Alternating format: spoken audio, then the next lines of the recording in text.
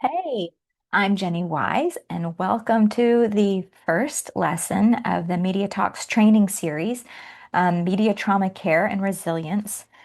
Today, we are going to talk about media's impact on trauma. I'm going to give you a little overview of what we're going to do today, what we're going to talk about.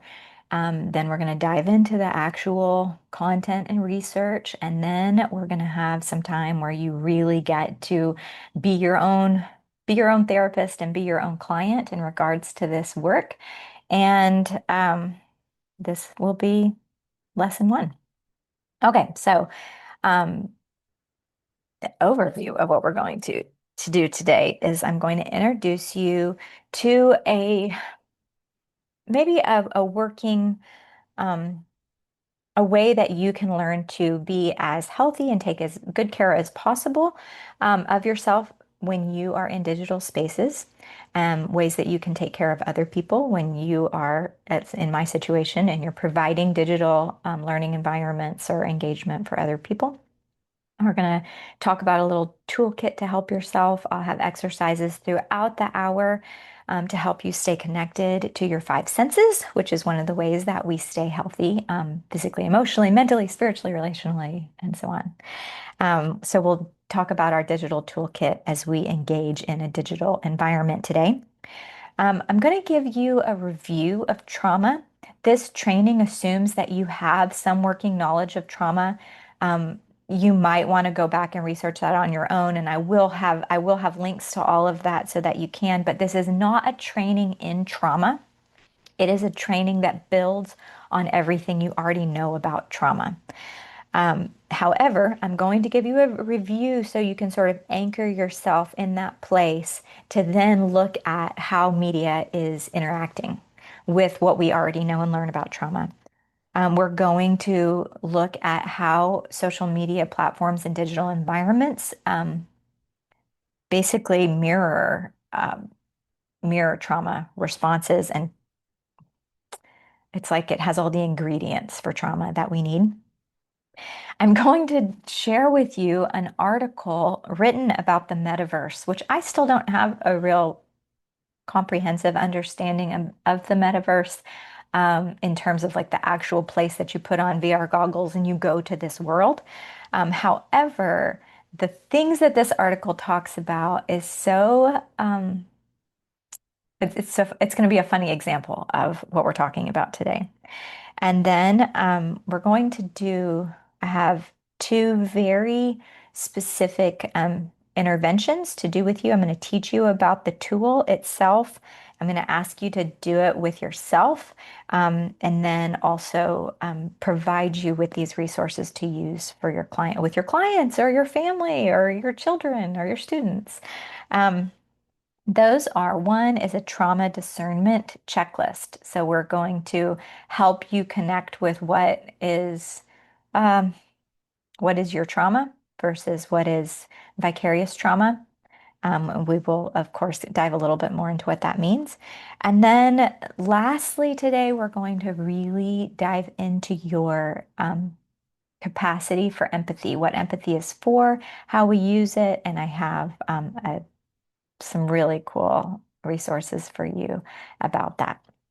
Okay, so before we dive in, I want you to do a little check-in with your five senses. So I'm going to, yeah, let's just start there.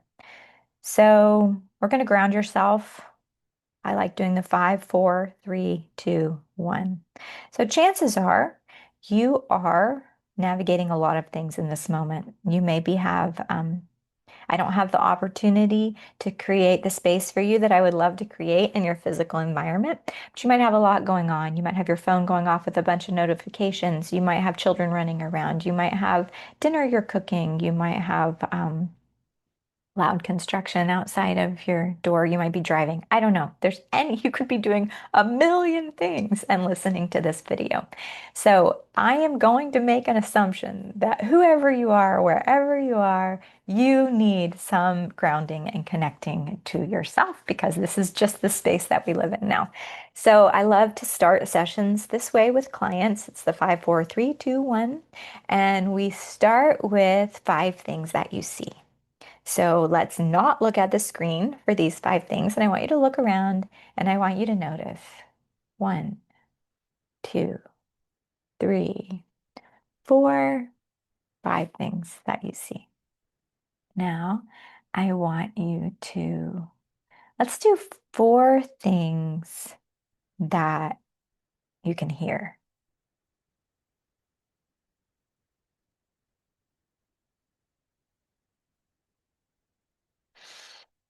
Okay, now 3 things. I always forget at this point, 3 things that you can feel.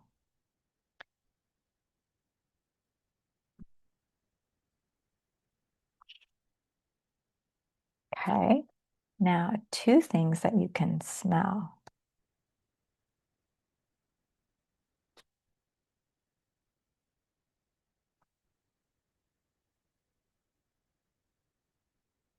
And then lastly, 1 thing that you can taste.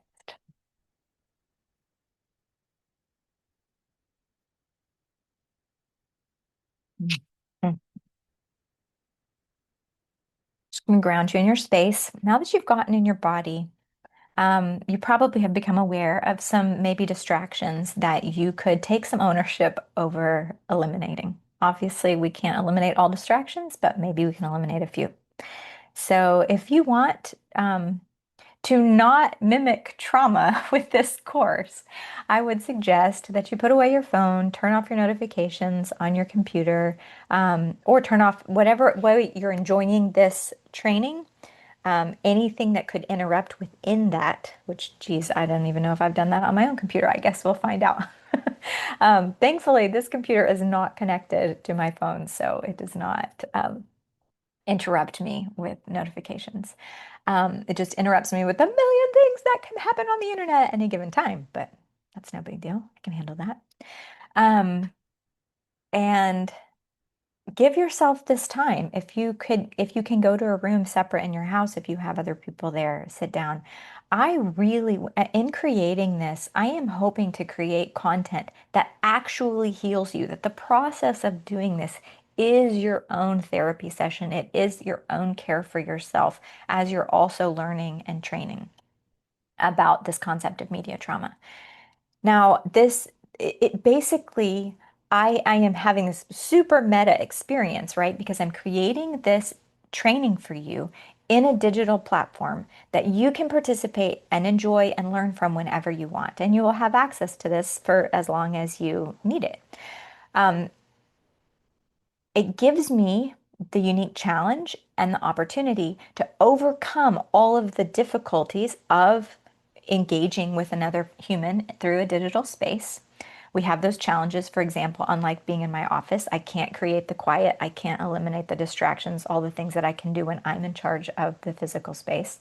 But it also gives me an incredible opportunity to teach you how to engage in any other virtual activity that you do. So the lessons that you learn while being able to be in this space with no distraction are lessons that you can apply to any other space in your life when well, on or off screens, right? Um, if you are a therapist and and I'll even say if you're a teacher, if you're a pastor, if you're anyone who has a regular opportunity, a parent, you have a regular opportunity to give another person your undivided attention. You are giving them the most valuable thing that you could give. So if I am, say, on a date with my partner and I have my phone the whole time and I'm checking texts or scrolling on social media, my partner is not going to feel valued. And in fact, that will compromise that relationship. It will actually create debits from that account, right?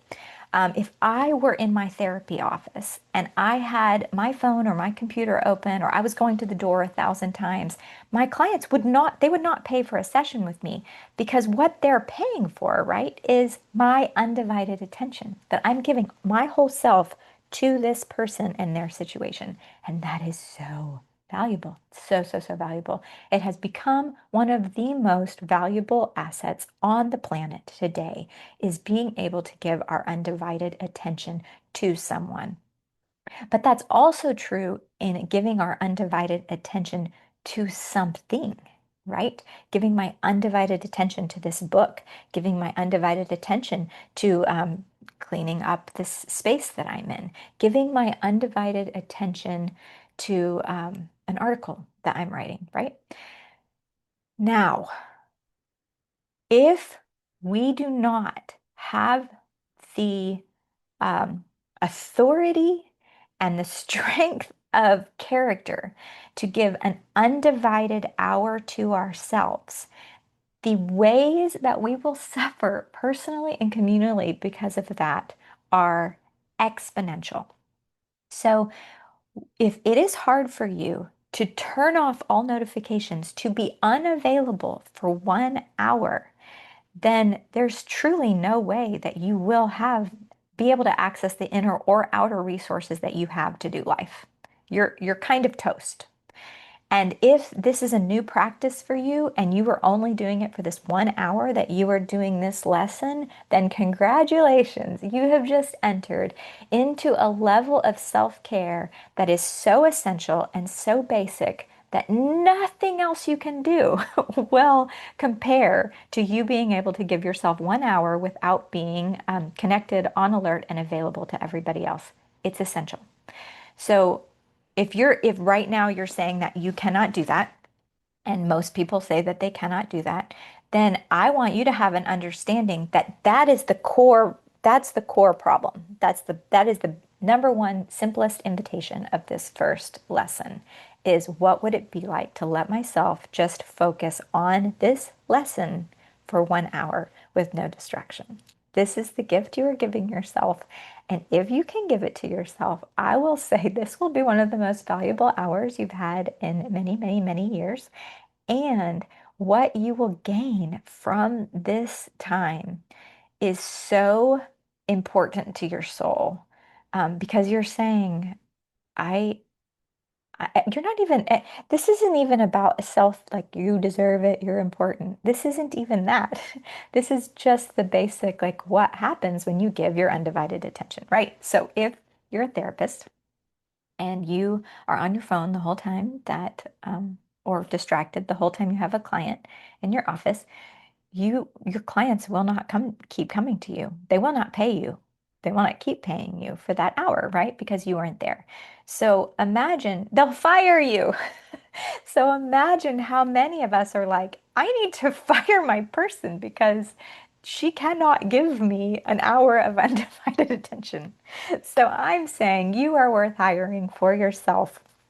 And this is the beginning of not just your digital health toolkit, but it will impact your real world and your real relationships.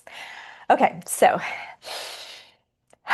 I do have some real actual tools. I always love having my little coffee. This coffee's so old and so cold and it needs heating up, but I don't have a microwave, whatever. But I also have some tools that I really, really, really want everyone to have all of the time. One of my very favorites is blue light glasses. I cannot wear them during this course because of how much they reflect light and will be distracting to you and to me. But please, please, please, anytime that you are giving all of your focus to a screen or you need to be on a screen, wear blue light glasses. They will help you so much with the most um, it helps calm your nervous system because your eyes are working very, very, very hard to tap into all of the colors on yeah, everything, all of the intensity. It helps so much.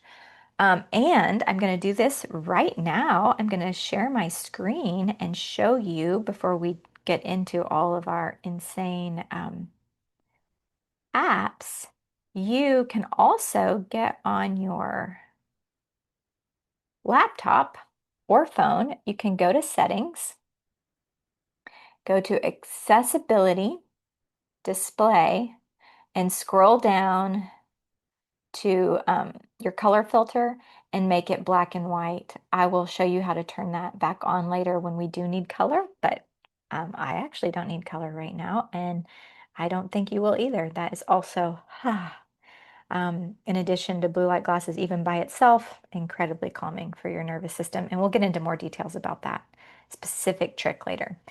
But we're also, here, we're going to close that. Also, how do I stop sharing? Okay. Now I want you to have any like fidget tools or anything you have that keeps you connected to your body and helps you, not get into those very stuck, frozen places that we get into when we're on screens. I have this pinky ball. I love it so much. I use it on my hands like that. On a hard surface is really better, but where it's really magic is under my feet, standing up on it and like rubbing your feet. Oh, it's heaven. They come in like six or 12 balls, and I gave them to everybody for Christmas. Well, and then water bottle, always, pen, journal, anything that you can do in your physical environment to light a candle, spray a fragrance spray. We're going to keep you connected to your physical environment while you're doing this work on screen. So it's kind of interesting. It's like not being distracted by all of the stimulus while at the same time keeping your body and your physical human experience. You're still here. You're still here in this space.